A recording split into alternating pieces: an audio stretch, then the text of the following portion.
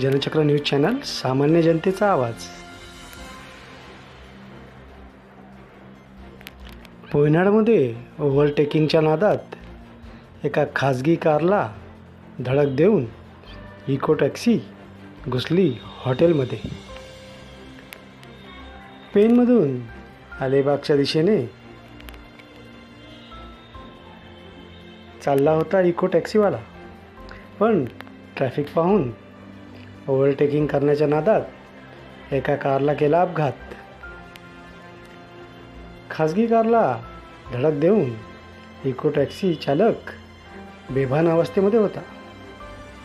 त्यावेळी खाजगी कारवाला व इको टॅक्सीवाला या दोघांमध्ये शाब्दिक चकमक झाली।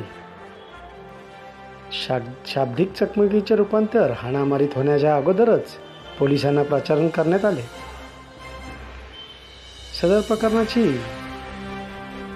प्रकरणाची जबाब नोंदवून पुढील पोलीस तपास करीत आहेत। धन्यवाद।